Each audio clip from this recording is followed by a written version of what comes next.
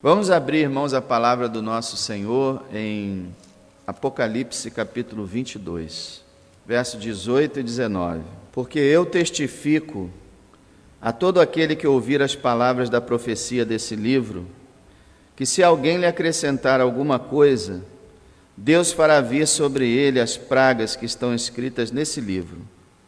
E se alguém tirar quaisquer palavras do livro dessa profecia, Deus tirará a sua parte da árvore da vida e da cidade santa, que estão escritas nesse livro. Os irmãos deixam marcada essa passagem, mas eu quero apenas confirmar com os irmãos esse tema. Abra lá em Deuteronômio capítulo 4, mas não perde Apocalipse, depois a gente vai ficar nesse texto. Deuteronômio capítulo 4, é o quinto livro da Bíblia. E você vai ver que o Senhor fala exatamente a mesma coisa, que termina Apocalipse dizendo, Moisés vai falar em nome do Senhor exatamente a mesma coisa, Deuteronômio 4, de 1 a 2. Agora, pois, ó Israel, ouve os estatutos e os juízos que eu lhes ensino para os cumprirem, para que vivam e entrem e possuam a terra que o Senhor, Deus de seus pais, lhes dá. Agora, nada acrescentarão à palavra que lhes mando, nem diminuirão dela, para que guardem os mandamentos do Senhor, seu Deus, que eu lhes mando.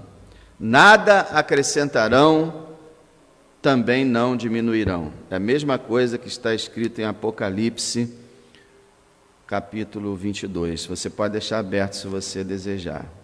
Irmãos, hoje, exatamente hoje, 31 de outubro de 1517, aconteceu um fato que marcou tanto a história, que foi responsável por hoje nós não sermos católicos romanos, e por hoje nós termos uma igreja que procura realmente servir a Deus em espírito e em verdade. Enquanto os Estados Unidos e parte de alguns outros países comemoram o Dia das Bruxas, que parece que foi uma coisa propositada, né?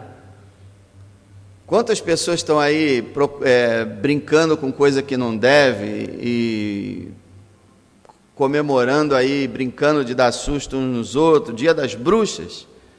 Nós comemoramos o Dia da Reforma Protestante. E a gente vê assim como Deus é incrível e maravilhoso em usar coisas que não parecem nada para fazer assim coisas que vão mudar o planeta.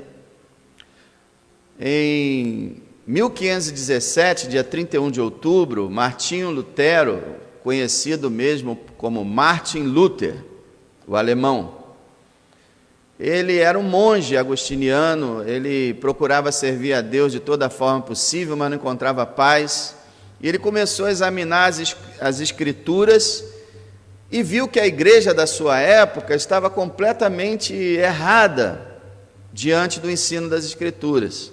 E aí ele colocou 95 teses, 95 temas para serem discutidos ali com a igreja local, a igreja de Wittenberg.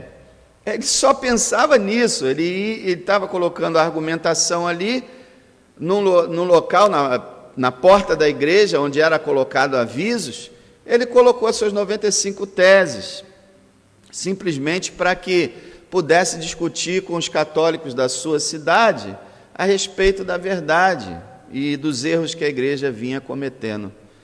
Gente, ele pregou lá despretensiosamente suas 95 teses, ele nunca disse assim, espera aí, vou criar uma reforma protestante. Não, ele pregou lá as 95 teses, foi para sua casa e pela providência divina, sempre muito inteligente, a imprensa havia acabado de ser descoberta. Gutenberg havia publicado pela primeira vez um livro e era a Bíblia Sagrada. Então, antes, tudo era copiado à mão, agora tinha uma imprensa para poder produzir o conteúdo escrito com rapidez. O que aconteceu? Algumas pessoas que não se sabe nem quem, pegaram lá as 95 teses, ou copiaram, ou retiraram, não sei exatamente, mas pegaram essas 95 teses, começaram a imprimir e distribuíram por toda a Europa. O resultado foi a Reforma Protestante. O mundo, pela graça de Deus, a população acordou. E como disse Calvino, post tenebras lux, era o lema da Reforma. Depois das trevas, a luz. Cumpre-se aquela palavra do Senhor Jesus, o povo que estava sentado em trevas viu uma grande luz. E que luz é essa? Justamente o grande lema da Reforma, os 5 solas, o primeiro sola da Reforma, é que deu origem a todo o restante. E qual era esse lema? Só a Escritura. Que luz foi essa que raiou nas trevas e transformou nações inteiras e tirou esse domínio tirânico e tenebroso da Igreja Católica por mais de 1000 anos a população daquela época? A Escritura. O que aconteceu na Reforma Protestante? Simplesmente surgiram pessoas que começaram a ser regeneradas e começaram a examinar a Bíblia e começaram a expor a Bíblia, traduzir a Bíblia, ensinar a Bíblia, coisa que não era feita pelo catolicismo. A Bíblia era em latim, lida somente na missa, e de repente a Bíblia torna-se conhecida, de modo que Martinho Lutero diz assim: olha, eu não fiz nada, eu simplesmente ensinei, preguei, expliquei e escrevi a Bíblia. Ela fez tudo. Glória seja ao nosso Senhor. Nessa noite eu quero te falar sobre essa questão, só a Escritura, que é justamente a diferença de uma igreja verdadeira para um catolicismo romano, ou até mesmo para certas igrejas evangélicas, porque nós temos saído, em muitos lugares evangélicos, temos saído do só a Escritura. Então veja, nós tiramos esse só a Escritura do próprio texto de Apocalipse aqui. O livro está terminando, o cânon está se fechando. Para quem não sabe, cânon é a expressão que define os 66 livros da Bíblia. A palavra significa vara, uma vara de medir. Então o cânon é aquela medida em que Deus orientou os 66 livros inspirados por Deus para formar esse livro que nós temos hoje, e dispensou os livros que não são inspirados por Deus. Então, quando o cânon estava por se fechar, faltando apenas 2 versículos para terminar, depois dele só tem mais 2, entra essa advertência, essa palavra seríssima que nós acreditamos vem em primeiro lugar para o livro de Apocalipse, mas acreditamos que também se espalha por toda a Bíblia essa advertência, esse alerta muito incrível. No versículo 18 é dito assim: eu testemunho, e quem está falando é o Senhor Jesus Cristo, eu testemunho a todo aquele que ouvir as palavras da profecia desse livro, que se alguém lhes acrescentar alguma coisa, Deus fará vir sobre ele as pragas que estão escritas nesse livro. E se alguém tirar quaisquer palavras do livro dessa profecia, Deus tirará a sua parte da árvore da vida e da cidade santa que estão escritas nesse livro. Então está escrito assim: se alguém acrescentar ou se alguém retirar, será condenado. Não será salvo. Perderá, não receberá a vida eterna, e receberá a condenação eterna, todo aquele que acrescentar ou retirar. E a gente vê, em primeiro lugar, por que isso, né? Por que é assim? Porque a Bíblia, irmãos, ela é suficiente, completa e perfeita. Basta dizer que ela é a palavra de Deus. Se você acredita que a Bíblia é a palavra de Deus, como é que ela pode ter erro? Como é que ela pode ser imperfeita? Como é que ela pode estar enganada? É a palavra de Deus, de um Deus que não falha, que não mente, que não erra. Um Deus que é fiel, um Deus que é verdadeiro, que diz que Ele não pode mentir, Ele não pode enganar. Se Ele produz alguma coisa, aquilo é perfeito, porque quando Ele criou todas as coisas, diz a palavra que Ele criou tudo bom. Então nós temos uma palavra, irmãos, suficiente, completa, perfeita, infalível, inerrante. E essa é a grande guerra da igreja verdadeira hoje. Desde o início, desde o final do século XIX até hoje, existem mestres nos seminários por aí, nos centros teológicos, dizendo que a Bíblia, ela não é bem assim, que tem um monte de falhas, e você pode tirar isso, tirar aquilo. Ou ela é a palavra de Deus, ou ela não é a palavra de Deus. Não existe esse negócio, como nós vemos aqui, de tirar ou de ver qualquer erro na Bíblia. A Bíblia é perfeita, e eu quero só ler com você, se você puder, o Salmo 19. Em toda parte você vê a Bíblia falando dela mesma e Deus falando dela como algo perfeito. O Salmo 19 é só um exemplo. Você pode em casa depois, se quiser, estudar o Salmo 119, 176 versículos para defender a perfeição da Bíblia. E aqui nós temos no Salmo 19, versículo 7. A lei do Senhor é perfeita e refrigera a alma. O testemunho do Senhor é fiel e dá sabedoria aos simples. Os preceitos do Senhor são retos e alegram o coração. O mandamento do Senhor é puro e ilumina os olhos. O temor do Senhor é limpo e permanece eternamente. Os juízos do Senhor são verdadeiros e justos juntamente.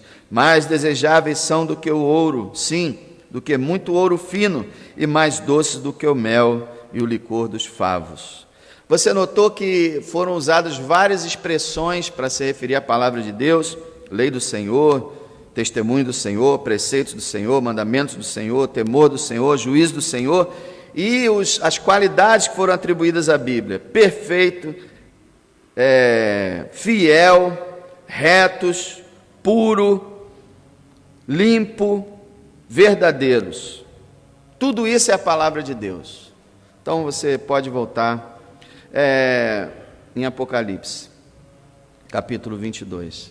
Meu amado, a Bíblia é suficiente, é completa, é perfeita. E foi isso que Lutero descobriu, Calvino, Zwinglio, Melanchthon e tantos homens de Deus que foram sendo salvos e começaram a descobrir a maravilha que era a palavra de Deus, que ela estava escondida, que ela tinha sido ocultada e agora estava se revelando. A própria Bíblia diz, o apóstolo Paulo escreve em 2 Timóteo capítulo 3, que toda a Escritura é divinamente inspirada e proveitosa para ensinar, para corrigir, para instruir o homem de Deus, para que ele seja perfeito e perfeitamente aprovado para toda boa obra. Aí ele disse assim: olha, eu conjuro-te diante do Deus vivo, que há de julgar os vivos e os mortos, na sua vinda e no seu reino, que pregue a palavra, insista a tempo e fora de tempo, com toda paciência e longanimidade, porque virá tempo em que não suportarão a sã doutrina, mas terão coceira nos ouvidos, e vão querer trazer para si mesmos falsos mestres, pessoas que possam falar o que eles querem ouvir. Mas você seja sóbrio em tudo, cumpre o teu ministério, faça a obra de evangelista. A palavra de Deus, meu amado, é a base de tudo. Foi isso que os reformadores descobriram. Conforme o texto que nós lemos, em primeiro lugar, é proibido somar à Bíblia qualquer coisa que seja. É proibido acrescentar à Bíblia qualquer coisa que seja. Então, a gente vê de várias formas. Por exemplo, através de tradições, de filosofias, de opiniões, de crendices populares e de lendas, os religiosos, inclusive aqueles que se chamam cristãos, têm acrescentado essas coisas à verdade. Hoje você vê o catolicismo romano praticando várias coisas que nós não praticamos. E o que acontece? Acontece que eles não creem que somente a Bíblia é a base da igreja, mas é a Bíblia e mais o magistério da igreja através dos cardeais e papas. Então a Bíblia é uma autoridade e a igreja é outra autoridade. Por isso eles praticam tantas coisas que nós não praticamos, porque essas coisas que eles praticam não estão na Escritura. E nada deve ser acrescentado à Escritura, que é a única autoridade para a igreja. Então você vê coisas hoje, e desde o ano 500 depois de Cristo, mais ou menos, que a igreja se desviou por acrescentar diversas outras coisas. Por exemplo, começou a adoração a anjos. E aí começaram a colocar as estátuas dos anjos, e começaram a venerar os anjos. E depois entrou Maria, como a rainha do céu, a mediadora da igreja, e começaram a fazer a imagem de Maria e dos santos. Começaram a colocar nas igrejas. E aos poucos os fiéis começaram a se prostrar diante dessas imagens, desses santos, que não são santos, eles são santos, mas estão lá na glória. Aquelas imagens não querem dizer nada, e eles começaram lá a acreditar na mediação de Maria, mediação de santos e várias outras coisas que foram criadas por eles e não pela palavra de Deus. E aí a igreja se desviou completamente do que ela é. Eu acredito que nós estamos chegando novamente à época, mais ou menos o estado de coisa que havia na época da Reforma. Porque até mesmo os chamados evangélicos também têm acrescentado diversas coisas à palavra de Deus. Não é permitido acrescentar nada à Bíblia, como pensamentos humanos ou mandamentos de homens. Lembra quando o Senhor condenou isso? Vocês estão deixando a palavra de Deus, o mandamento de Deus, e estão seguindo mandamentos de homens. E os mandamentos de homens não têm autoridade alguma. Aí você diz assim, espera aí, mas nós estamos sempre meditando os mandamentos de Moisés, os mandamentos de Paulo, de Pedro, de João.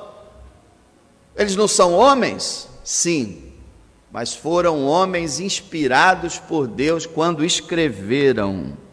Entenda bem isso, irmão. A inspiração foi reduzida ao momento que eles escreviam. Eles não eram inspirados por Deus infalivelmente quando pregavam, ou quando evangelizavam, ou quando aconselhavam, ou conversavam. Eles eram autorizados no momento que era escrito. As primeiras pregações que estão registradas, por exemplo, em Atos dos Apóstolos, foram inspiradas, totalmente inspiradas, e foram registradas. Então, o que foi registrado aqui não é palavra de João, não é palavra de Paulo, não é palavra de Pedro, não é palavra de Moisés, é palavra de Deus. Então não se pode acrescentar nada, como por exemplo, ensinos de líderes eclesiásticos. Os católicos dizem que o Papa tem autoridade para fazer doutrina, escrever acerca da fé cristã. E o que ele escreve, eles dizem, é infalível, é inspirado por Deus. Mas não é, em momento algum a Bíblia diz que qualquer autoridade fora dela pode existir. Não há. E hoje até igrejas evangélicas que têm líderes evangélicos também cometem esse erro de ensinar doutrinas extra-Bíblia, ensinar doutrinas fora da Bíblia. Até os evangélicos estão cometendo isso. E o cristão, ele deve estar cativo à palavra, ele deve ser servo da palavra, e ele não pode acrescentar coisa nenhuma.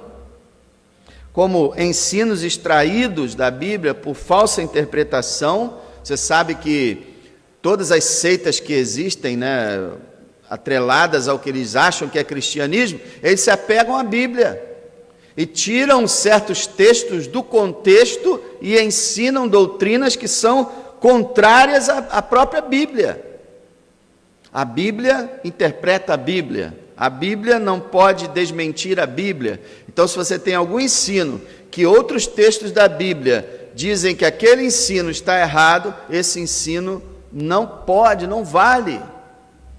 Você está acrescentando coisas à Bíblia que ela não diz. Tem também o problema das paráfrases. Hoje nós temos várias traduções que são paráfrase. O que é paráfrase?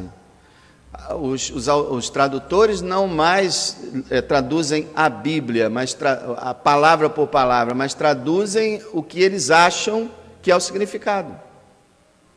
Então existem paráfrases que estendem demais as frases, são verdadeiros comentários da Bíblia, e existem aquelas paráfrases mais sucintas, mas que tiram a palavra original e acrescentam o sentido dela. Eles dizem assim, por exemplo, a palavra chifre no Velho Testamento é símbolo de poder. Hoje chifre é símbolo de outra coisa muito desagradável.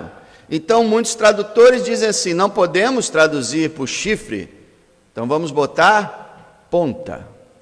Nós temos até na nossa Bíblia esse problema. Vamos botar ponta. O carneiro tinha 5 pontas. Não, é chifre. Então, nessa ideia que a língua é dinâmica e a língua em cada geração vai mudando, então você vai mudando também os textos, vai mudando, vai tentando explicar palavras mais difíceis e, como resultado, você está acrescentando à palavra o que não pertence a ela. Então, as pessoas estão traduzindo mais o sentido do que o que está ali escrito. E isso é somar à Bíblia o que não existe. Isso é muito complicado. Eu acredito que a maior parte dos tradutores que fazem isso são pessoas que não acreditam na tradução verbal. O que é tradução verbal? Aliás, na inspiração verbal. Todo cristão que é conservador, que é fiel à Bíblia, ele acredita na inspiração verbal. O que é isso? Como está escrito lá, o Senhor Jesus falou, nem um tio ou um jota se omitirá da lei antes que tudo seja cumprido. Todos os homens de Deus e os autores da Bíblia acreditavam que cada palavra no hebraico e no grego e também no aramaico, cada palavra foi inspirada por Deus. Cada palavra, cada sinalzinho foi inspirado por Deus. Então, quando você transforma aquilo, tira aquelas palavras e coloca algo que você acha que é o sentido da frase, você está desrespeitando as palavras divinas. E eu acredito que hoje, muitos que traduzem a Bíblia, eles não acreditam na inspiração verbal, porque existe uma outra teoria, que é a tal da inspiração por pensamento, que Deus inspirou o pensamento do autor, e o autor escreveu lá, e Deus inspirou o sentido, não a palavra. Então, se ele não inspirou a palavra, você escreve o que você quiser. Mas eu não creio nisso, e toda a igreja conservadora, a igreja tradicional, a igreja que preza pela verdade, não acredita nisso. Por isso, irmão, eu uso uma versão tão antiga, com português tão arcaico, com palavras tão diferentes, porque até agora não apareceu até agora no Brasil não apareceu uma equipe de tradução que simplesmente respeitasse a Bíblia, tirando apenas as palavras antigas e colocando as palavras novas, que fossem sinônimos das antigas e que apenas passassem do vós para o você. Só isso. Eles não fazem isso. Quando eles fazem a tradução da Bíblia, eles mudam muita coisa. E, sinceramente, para mim, que gosto de palavra por palavra, dá até raiva. Eu não consigo deixar essa versão. Eu queria que essa versão fosse realmente corrigida para a nossa época. Visto que não é, vocês notam que eu vou corrigindo conforme eu vou lendo. Eu mesmo vou aqui adequando ao português dos nossos tempos. Mas o fato é que nada pode ser acrescentado à Bíblia, nenhuma palavra, nenhuma interpretação errada, nenhum mandamento de homem, nenhuma filosofia, nenhuma teoria, nada pode ser acrescentado à Bíblia. Se for acrescentado, diz a palavra, as pragas que estão escritas no livro, que não são pragas simples, são pragas terríveis, vão cair sobre toda pessoa que achar que a Bíblia não é suficiente, que achar que pode acrescentar algo à Bíblia, além do que ela mesma já diz. É proibido somar a Bíblia. A sua mente, por exemplo, não pode acrescentar coisas à Bíblia. O pregador, ele tem muita dificuldade de ficar na Bíblia, porque às vezes a gente quer interpretar uma coisa, quer sugerir outra, quer fazer o quê, mas não está escrito. E aí é perigoso isso.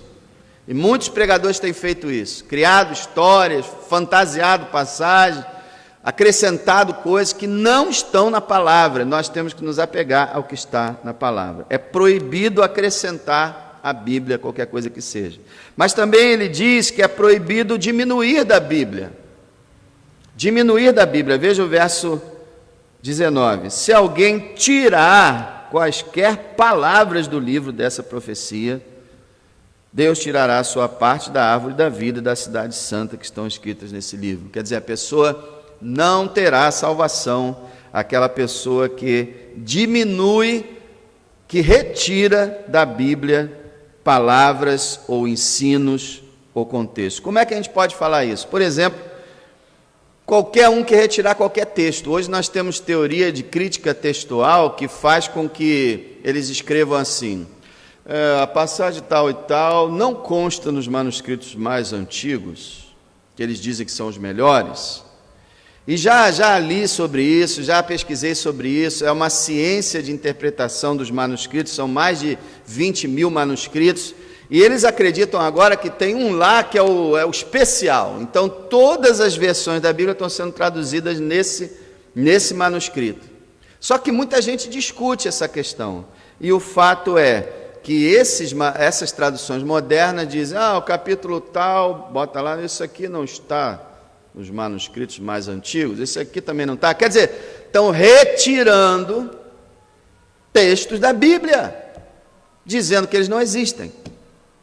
É algo muito perigoso de se fazer, quando muitos eruditos chegaram à conclusão que não há como provar qual é o manuscrito mais fiel do que o outro.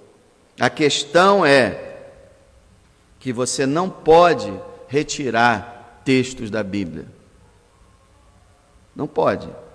E o que você não pode fazer também? Não acreditar em qualquer testemunho ou ensino da Bíblia. Se você lê, por exemplo, que o grande peixe engoliu Jonas, e você diz assim, não acredito nisso não acredito que isso aconteceu não. Você está retirando da Bíblia, você está retirando o testemunho dela e o ensino dela. Por exemplo, a Bíblia fala do inferno. Eu não acredito nesse negócio de inferno. Você está retirando o testemunho da Bíblia, você está retirando o conteúdo da Bíblia na sua mente. A outra forma também é invalidar o ensino da Bíblia. Hoje, vários pregadores, mestres e pensadores, pessoas do mundo, eles dizem assim, por exemplo, a questão de divórcio só por adultério, isso aí é coisa lá do passado, da cultura de lá. Hoje você pode divorciar tranquilamente, qualquer coisa, não tem problema. O segundo casamento, que só é permitido em caso de adultério no primeiro casamento, não, isso aí já era, agora pode casar à vontade. Então tem pastores casando 2, 3 vezes, tem membros casando, está uma bagunça, porque estão retirando o contexto da Bíblia, dizendo que era para aquele tempo. Então o que é pecado não é mais. O maior ataque que o diabo tem lançado contra a igreja é a questão do homossexualismo. A Bíblia diz que o homossexualismo é pecado, mas o mundo está dizendo que não é e não aceita mais que alguém diga que é. E a igreja está se calando. Os pastores estão, porque está havendo uma pressão gigantesca contra a Bíblia nesse assunto. Vocês viram o que aconteceu com o jogador de vôlei, que perdeu seu emprego. Mandaram ele embora, retiraram ele da seleção, só porque ele não concordou com uma tese lá homossexual. Eu estou aqui falando isso, se o Facebook fizer, porque essa mensagem não vai para quase ninguém, mas se fosse para muita gente, ele faria uma pesquisa, veria o que eu falei e já me cancelaria, e já abriria um processo e tudo mais. É o que está acontecendo hoje. E os próprios membros das igrejas e pastores estão concordando com isso. E isso vai levar ao caos e às trevas futuramente. E Deus ou vai mandar o seu filho voltar para acabar com tudo, ou vai mandar uma nova reforma, um novo avivamento, para que a igreja acorde de novo. Porque a igreja está se afrouxando. Já há décadas que a igreja praticamente não prega sobre o inferno. Há décadas que quase ninguém mais fala sobre condenação. Então, meus amados, a gente invalida o ensino. Há alguns meses atrás, um pastor batista paulista declarou que isso e aquilo não era mais pecado, porque a Bíblia ela era para aquela época, hoje já não é mais. Isso é invalidar o ensino, o conteúdo da Bíblia. Tem outra forma também de diminuir a Bíblia, é depreciando o seu valor. Olha, irmão, já ouvi cada coisa. Não, a Bíblia ela foi escrita na época que o ser humano, coitado, o ser humano tinha entendimento nenhum, era um bárbaro. Então, algumas coisas foram escritas, sabe, sobre Deus e sobre essas coisas, mas é tudo daquela época. Eles não tinham cultura, eles não eram como a gente é hoje. Esquecem que foi Deus que inspirou aqueles homens.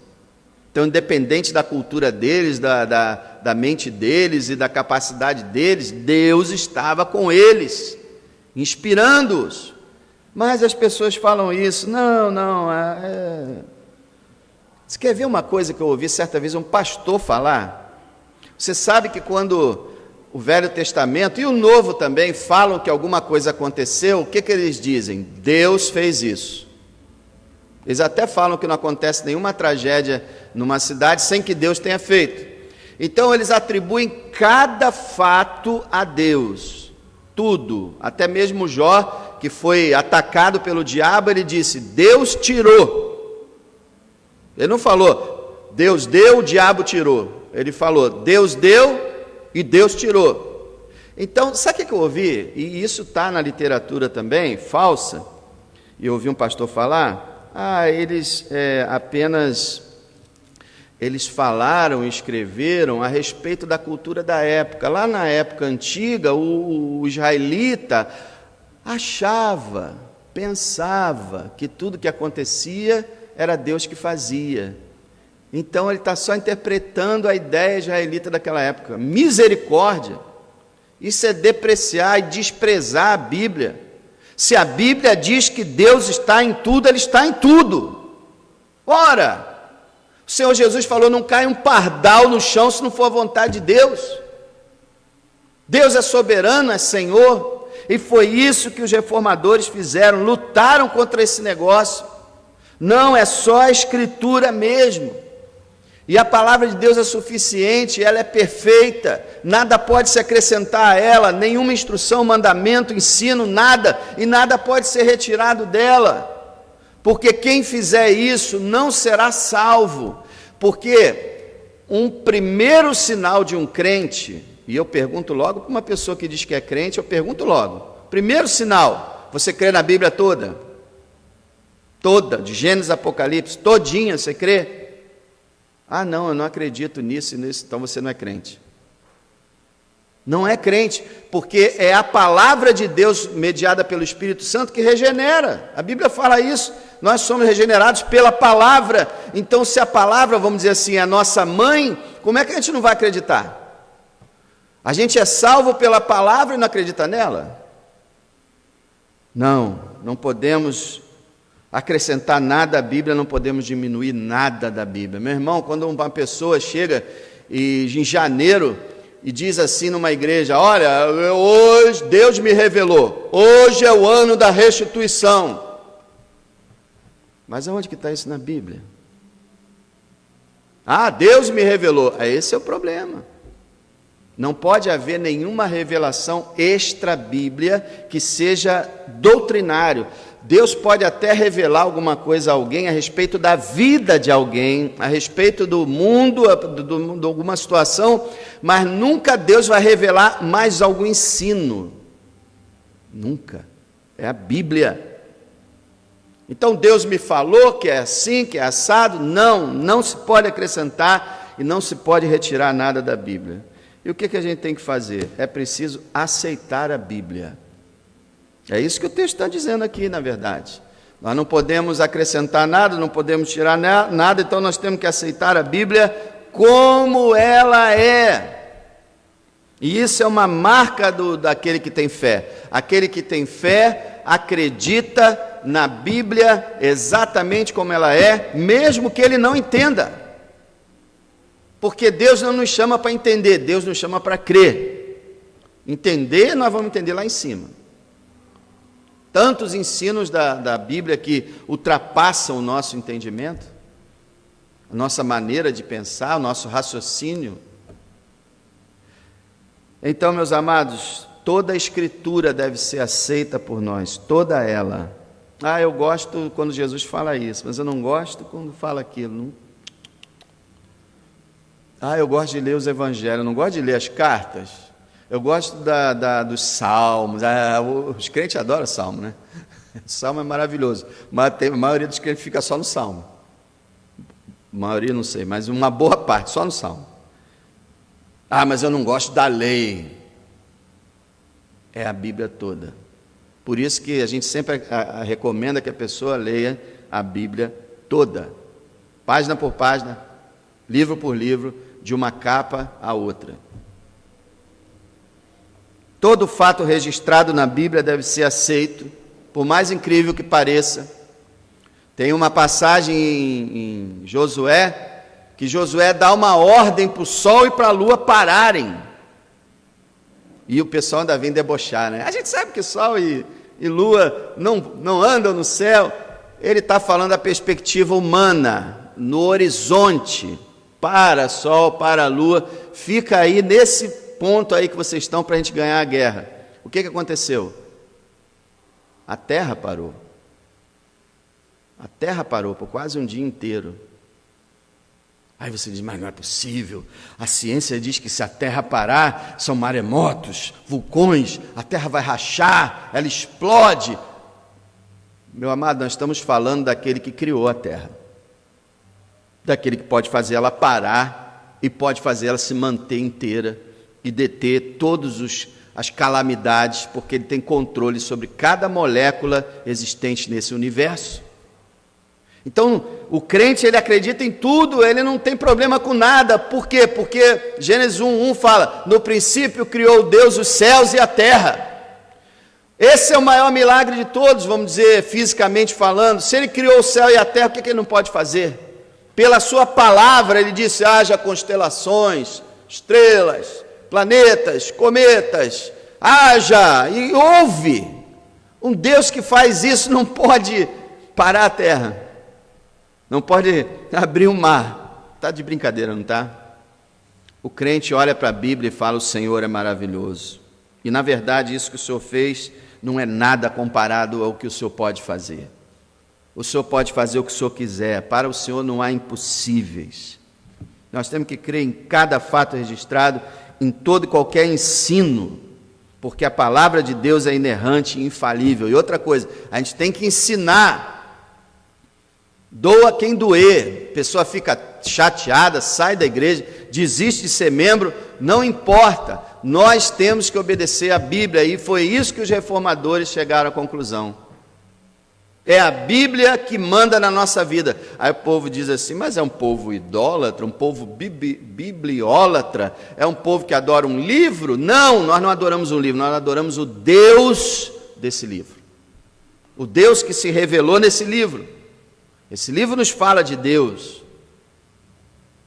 Então nós adoramos o Deus desse livro e Ele é para nós a regra. O batista, né, e alguns reformados têm, e alguns evangélicos têm esse lema, né, a Bíblia é a nossa única regra de fé e prática. Só que na prática não está valendo nada disso, na maioria dos lugares. Mas a verdade é que a Bíblia é realmente a única regra de fé e prática. Não está na Bíblia, não precisamos fazer e, dependendo da questão, não devemos fazer. Está na Bíblia, deve ser obedecido. E, meu amado, você tem ouvido aqui todo domingo, a Bíblia ensina que há um Deus santo, criador de todas as coisas, que nos criou todos perfeitos, mas que nós caímos no pecado. Hoje esse Deus santo não tem compatibilidade com pecadores, mas Ele amou a você e a mim de tal maneira que enviou seu Filho Jesus Cristo. E Jesus Cristo é o único Salvador, por isso que eles chegaram à conclusão, só a Escritura, então eles chegaram à conclusão, só Cristo, somente Cristo, não tem santo, não tem Maria, não tem imagem, não tem orixá, não tem nada, espírito, guia, nada, somente Cristo. Depois eles chegaram à conclusão pela palavra, somente pela fé, porque a Bíblia diz que a gente só pode ser salvo pela fé, apenas, sem as obras da lei, pela fé em Cristo. Depois eles, lendo mais a palavra, chegaram à conclusão que é somente pela graça, só pela graça de Deus, pela bondade pura dele, que alguém pode ser salvo. E aí depois chegaram à conclusão que só a Deus devemos dar a glória pela nossa salvação e por tudo que há. Meu amado, você crê assim na palavra? Você realmente acredita que é dessa forma? Ou você ainda está na dúvida, você ainda está imaginando nos pensamentos dos homens, nas suas próprias ideias? Qual é a sua opinião sobre esse assunto? Que você realmente possa crer na palavra de Deus e ser salvo. Que você possa habitar com o Senhor para sempre, crendo no testemunho dele, crendo e sendo salvo. Incrível a atitude do Senhor Jesus para com a Bíblia. Você já viu? O Senhor falou assim, olha, vocês examinam as Escrituras pensando ter nelas a vida eterna, e são elas que testificam de mim.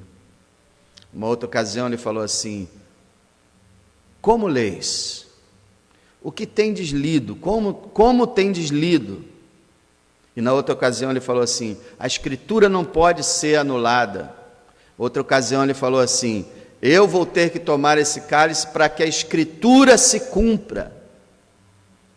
Em outra ocasião ele falou assim, vocês erram por não conhecerem as Escrituras, nem o poder de Deus. Ele era um homem cativo à Escritura, porque ele sabia, como homem ele era servo da Escritura, porque ele sabia que essa Escritura havia sido dada por ele mesmo, pelo Pai, por ele e pelo Espírito Santo. Amado, apegue-se à Bíblia. Hoje nós podemos ver no YouTube todo tipo de ensino, e infelizmente muita gente tem acreditado em vários ensinos que nada tem a ver com a palavra de Deus, e tem se desviado da verdade, e nós vamos enfrentar de novo. Eu creio que nós já estamos nas trevas nesse mundo, o mundo já está nas trevas de novo, e a gente tem que orar para que esse livro, que está soterrado de novo, debaixo dos escombros, escondido no templo, como foi no tempo de Josias, para que esse livro seja achado de novo, seja aberto, seja exposto por cada pregador em cada igreja, para que a luz brilhe de novo sobre essa terra. Essa luz ilumina a tua alma, que assim seja na tua vida, que você possa realmente ser regenerado pelo Espírito Santo, pelo poder da palavra de Deus. Pai, queremos te agradecer por esse movimento tão extraordinário que o Senhor começou há 504 anos atrás. E porque o Senhor vem durante todos esses séculos até os nossos dias, levantando um povo remanescente que tem permanecido fiel à tua palavra. Ó Deus, no meio dessa pressão satânica que tem acontecido, para que o seu povo negue os ensinos claros da sua palavra. Eu te peço, Deus, fortalece o teu povo, fortalece, e mesmo que alguns sejam presos, condenados ou até mortos, que permaneçam firmes, porque sempre foi assim na história da igreja. Sempre que a igreja pregou o evangelho, ela foi perseguida. Então, ó Deus, manda um novo avivamento. Se precisa uma reforma, mas que a igreja seja a igreja, e que a tua palavra reine e governe a sua igreja, através do seu Filho, Jesus Cristo, nosso Senhor. Eu peço a Deus que o Senhor convença a todos que estão aqui, que esse livro que está na mão de cada um, e que aqui é ensinado, é a palavra do Deus Altíssimo, e que a tua igreja se alimente dessa palavra, viva por essa palavra, como o Senhor nos disse: nem só de pão vive o homem, mas de toda a palavra que sai da boca de Deus. Amém.